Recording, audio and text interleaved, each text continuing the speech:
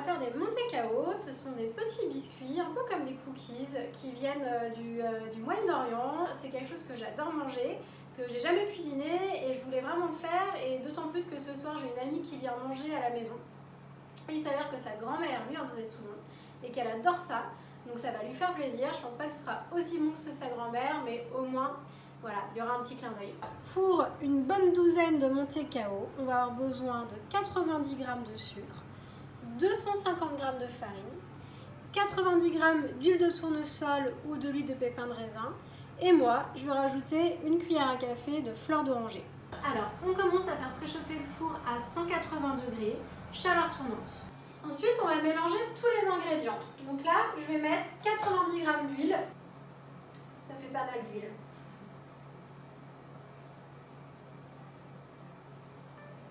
Ok, donc là c'est bon. Ensuite, je vais mettre mon eau de fleur d'oranger. Donc, je vais mettre une cuillère à café en espérant que ça sente suffisamment. Donc ensuite, je rajoute le sucre. Ça sent trop bon la fleur d'oranger. J'ai mon sucre, ma fleur d'oranger et l'huile et je vais rajouter la farine. Voilà, et je mélange jusqu'à ce que j'ai une préparation bien homogène. On n'y est pas là. Alors je sens plus trop le parfum de fleur d'oranger, donc je vais rajouter une cuillère à café.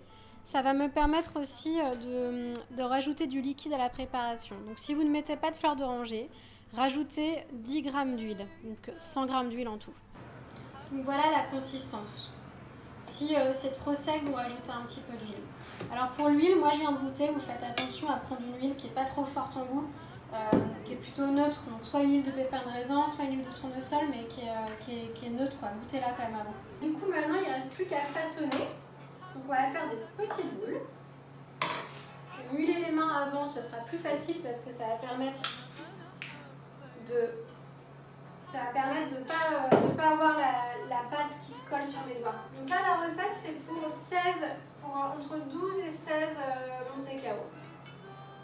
Alors, on va pas les peser, hein. Je vais essayer de l'aplatir après. Voilà les petits Monte Cao. Donc, comme vous pouvez voir, c'est une pâte qui est très friable.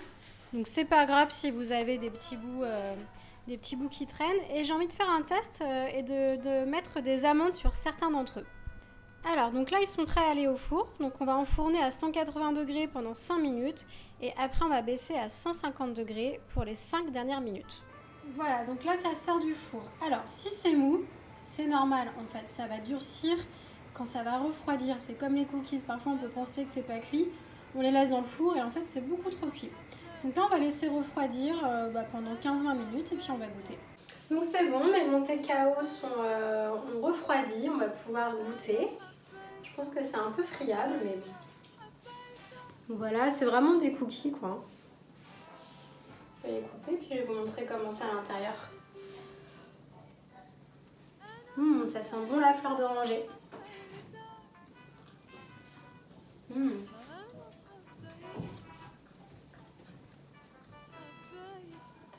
C'est très bon. J'aime bien la texture un peu friable. Ça me rappelle des gâteaux que j'adorais quand j'étais petite, je crois que ça s'appelait les Spritz. Le seul truc, c'est que malheureusement, je me suis fait avoir mon huile de tournesol a un petit peu trop de goût, donc du coup c'est un peu dommage. Donc vraiment faites attention à l'huile que vous utilisez, goûtez-la à la limite, mais utilisez une huile neutre, donc pépin de raisin ou tournesol, mais qui est neutre, quoi. Parce que je pense que ça dépend des extractions. Et bah écoutez, j'espère que ça vous a plu et je vous dis à très bientôt.